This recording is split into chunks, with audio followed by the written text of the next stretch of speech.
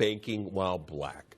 That man tells investigative reporter Eric Rasmussen he was racially profiled when a manager called police minutes after he walked into a U.S. bank branch last year.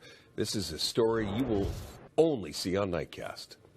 That man, Joe Morrow, spoke with us in detail about what happened. U.S. Bank, however, would not go on camera. It settled with Morrow after we started asking questions, but we were still able to obtain police body camera video of that incident that the bank does not want you to see.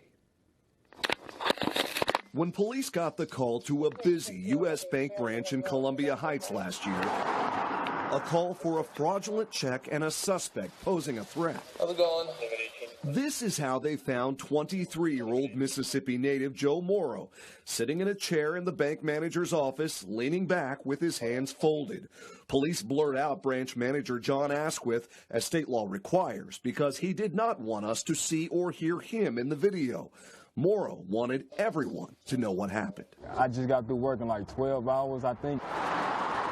His job at UNFI, a grocery supplier better known as Super Value in Hopkins. Closer to home, Morrow stopped here at U.S. Bank in Columbia Heights to cash his paycheck for $900. Despite having an account, that simple transaction was anything but. They was all looking at me and just staring at me. And then looking at the check and then staring at me again. I'm already knowing like what they thinking, the check fake. The manager, he came over and said, "Joe Morrow, your check fake." And I said, "What?" He said, "You people are always coming in here with fake checks." Who do you think he meant? Black people. I work there, bro. And I'm going to report you too, bro. Morrow continued pleading his case with Police Sergeant Justin Pletcher in the room. Morrow's claim of racial profiling immediately met with this warning. Joe, I need you to calm down, first of all, okay? Don't say anything stupid, because you're just going to get arrested for it. All right. Still sitting in the chair as the sergeant held his ID and his check, Morrow insisted it was the bank who owed him an explanation. They called me in in front of everybody talking about this is a fake check. That ain't no fake check. I work there. We could confirm that. 2 minutes later, What's his name? Joe. a second officer arrives, and the bank manager asked police to take Morrow to an adjacent office. The manager told the officer, "Like, can you get him out of my office? He might touch anything on my desk." I'm like, what? That's when I got super mad. Like, what? I'm gonna touch something on your desk. Joe. That anger only visible for a second. Joe, let's go over there, man. When he complies with officers' orders and stands up. Okay, let's handcuff him. A split second, Morrow says he'll never forget. And like, definitely when I got handcuffed and stuff, everybody looking like, when I'm coming out of his office, I was handcuffed, so people looking. How did that make you feel? Like crazy, like I'm a criminal or something, like I'm doing like something bad, like I actually came here with a fake check. In his report, the sergeant later wrote that Morrow flexed at John, the bank manager, in a threatening manner. I didn't threaten him. I got up, like, you know, in a like, you know, like a mad.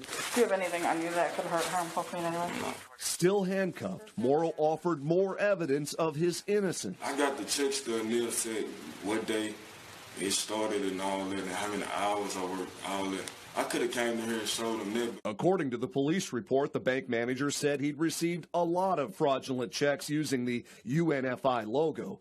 Morrow says the manager claimed he already called the company and confirmed the check was fake. So, who do we need to call? But this body camera video shows the bank manager did not actually make that critical call until after Morrow was already in handcuffs. So, it's a real, the check number's real. Morrow's employer confirmed the check was, in fact, real.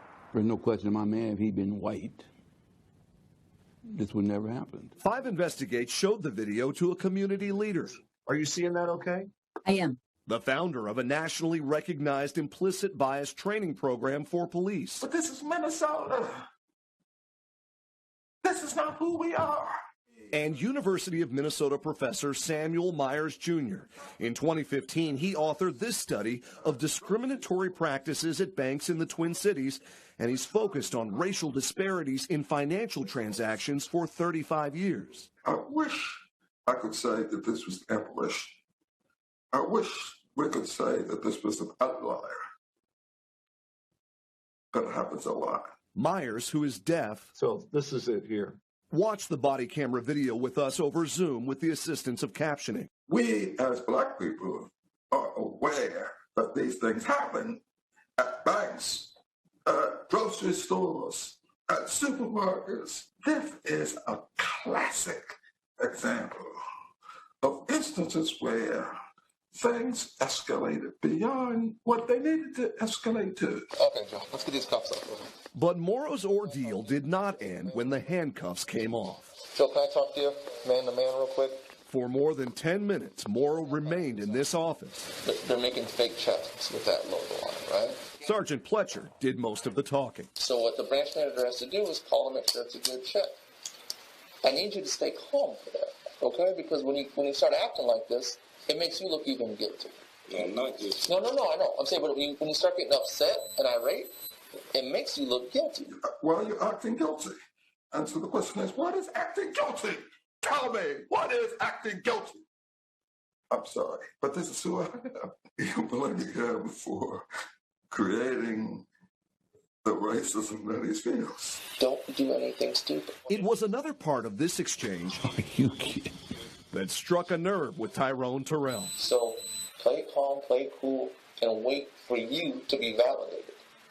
Okay? Oh, my God. The former director of the St. Paul Department of Human Rights and the president of the African American Leadership Council says the sergeant's choice of words matters. Wait to be validated. That's 450 years of history of slavery. Do we got to still wait for white America to validate us? Come on. Columbia Heights Police declined our request for an interview, but in a statement, Chief Lenny Austin said his department reviewed the incident and found the officers' actions were reasonable and they conducted themselves professionally. And if you feel it's a racist thing, okay, handle it different. Sergeant Pletcher wouldn't go on the record with us, but still sent us links to network news programs. If I'm not on the same side as my community, then I am failing them and I am failing this badge. He was praised on national TV for how he handled a call involving a black health inspector 2 days after the death of George Floyd. I think we need more police officers to speak up. But Pletcher is not talking about this video that few have seen until now. There are going to be plenty of people, I imagine, who will say, this officer acted admirably. He spoke calmly. He told them to calm down. Plenty of white people. I'm looking through the lens of a black man who dealt with too many of these cases. Was the flinching, so-called flinching, visible in the video? Well, I'll take you back to it. Lori Pradell is a professor at the University of South Florida and the founder of the Fair and Impartial Policing Training Program. I did not discern anything in the video that showed Mr. Morrow as being threatening. Maybe they saw things that I did not see, or maybe this could be related to one of the implicit associations that's well documented in the research. And that research shows that many of us see more threat in people of color. Pradell commended the sergeant for doing what she called a debrief with Morrow and advising him that he could file a complaint against the bank. This is very important.